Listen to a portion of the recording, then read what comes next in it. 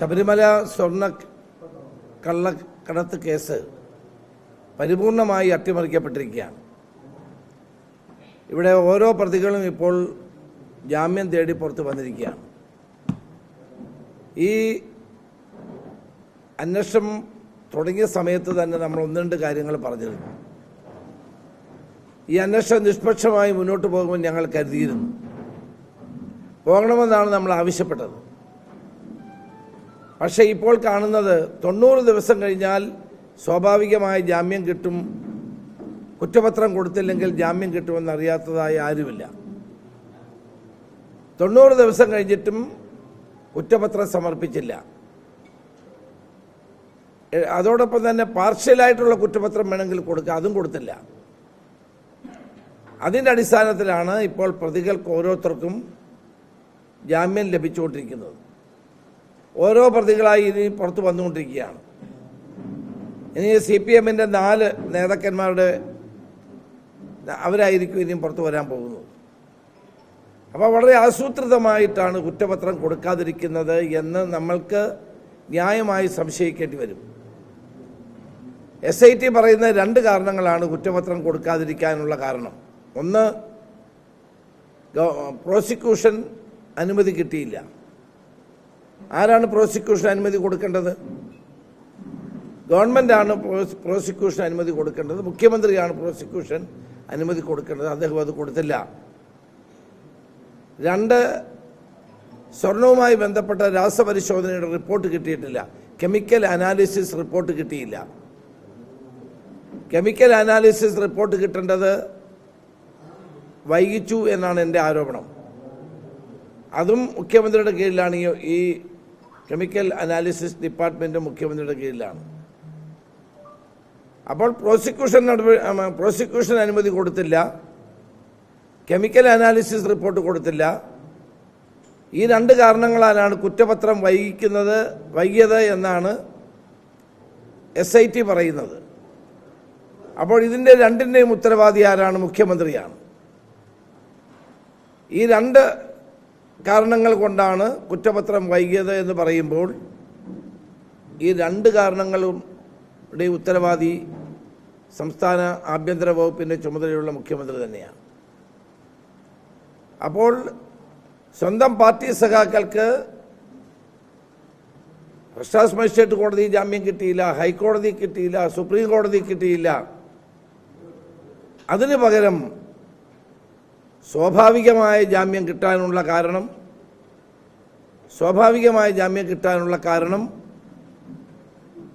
ഗവൺമെൻറ്റാണ്, SIT ആണ് എന്ന് വ്യക്തമായിരിക്കുകയാണ്.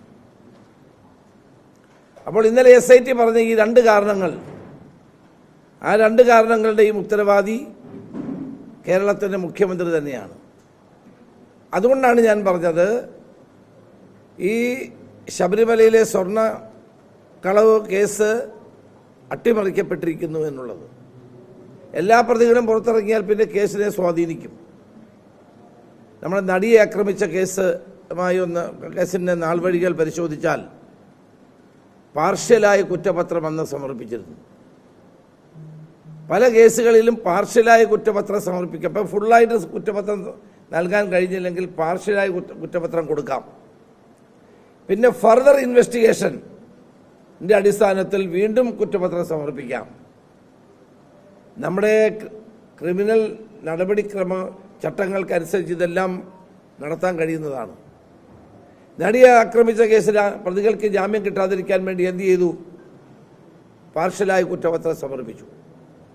പിന്നീട് ഫർദർ ഇൻവെസ്റ്റിഗേഷൻ നടത്തി. ഫർദർ ഇൻവെസ്റ്റിഗേഷന് ശേഷം വീണ്ടും കുറ്റപത്രം കൊടുത്തു. ഇതൊക്കെ മിക്കവാറും ക്രിമിനൽ കേസുകളിൽ പോലീസ് ചെയ്യുന്ന സ്വാഭാവിക നടപടിയാണ്. ഈ ശബരിമല കേസിൽ മാത്രം എന്തുകൊണ്ട് അതുണ്ടായില്ല? ഈ ശബരിമല കേസിൽ പാർഷ്യലായ കുറ്റപത്രം സമർപ്പിച്ചിരുന്നെങ്കിൽ ഈ പ്രതികൾക്ക് ജാമ്യം കിട്ടില്ലായിരുന്നു. അപ്പോൾ വളരെ ബോധപൂർവമായി പ്രതികളെ ജാമ്യത്തിലെടുക്കാനും കേസ് ജയിച്ചു മായ്ച്ചു കളയാനും ബോധപൂർവമായി നീക്കം നടക്കുകയാണ്. 4 മാസമായി SIT രൂപീകരിച്ചിട്ട്. SITയുടെ അന്വേഷണത്തെപ്പറ്റി ഞാനൊന്നും പറയുന്നില്ല. പക്ഷേ രണ്ട് കാര്യങ്ങൾ പറയേണ്ടി വരും. ഒന്ന്, എന്തുകൊണ്ട് ഇത്രയും നാളായി തൊണ്ടി മുതൽ കണ്ടെത്തിയില്ല? തൊണ്ടി മുതൽ സ്വർണ്ണമാണ്. ആ സ്വർണം എവിടെ?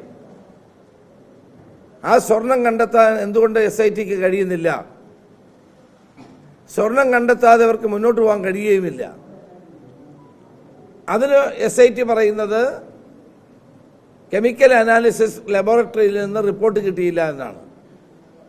ഇത്തരമൊരു കേസിൽ അടിയന്തരമായി കെമിക്കൽ അനാലിസിസ് റിപ്പോർട്ട് നൽകേണ്ടതല്ലേ? അല്ലാണ്ട് സാധാരണഗതിയിലുള്ള ക്യൂവിൽ കിടക്കുന്ന കേസുകൾ പോലെ ഇതിനെ കാണാൻ കഴിയുമോ? ഞങ്ങളുമൊക്കെ ഈ വകുപ്പ് കുറച്ച് നാളെങ്കിലും നോക്കിയിരുന്ന ആളുകളാണ്. ഞങ്ങൾക്കറിയാം ഈ കേസ് എങ്ങനെയാണ് മുന്നോട്ട് പോകുന്നതെന്ന് ഞങ്ങൾക്കിപ്പോൾ വളരെ വ്യക്തമാണ്. സാധാരണഗതിയിൽ കെമിക്കൽ അനാലിസിസ് റിപ്പോർട്ട് കിട്ടണമെങ്കിൽ കാലതാമസം എടുക്കും. കാരണം ക്യൂവിൽ ധാരാളം കേസുകൾ ഉണ്ടാകും. ഇത്തരം സുപ്രധാനമായ കേസുകളിൽ വേണമെങ്കിൽ പ്രയോറിറ്റി മാറ്റി അവർക്ക് ഈ കേസ് അന്വേഷിച്ച് റിപ്പോർട്ട് കൊടുക്കാവുന്നതാണ്. എന്തുകൊണ്ട് കൊടുത്തില്ല? അതുപോലെ തന്നെ പ്രോസിക്യൂഷൻ അനുമതി എന്തുകൊണ്ട് മുഖ്യമന്ത്രി നൽകുന്നില്ല? അപ്പോൾ വളരെ ബോധപൂർവമായി ഈ കേസിലെ CPM നേതാക്കന്മാരെ രക്ഷിക്കാനുള്ള നീക്കമാണ് നടന്നുകൊണ്ടിരിക്കുന്നത്.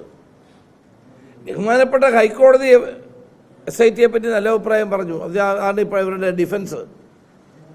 ഇത്രയും നാൾ കോടതിയെ നിശിതമായി വിമർശിച്ച ആളുകളാണ് ഇപ്പോൾ കോടതി വിധിയുടെ പേരിൽ SITയെ ന്യായീകരിക്കുന്നത്.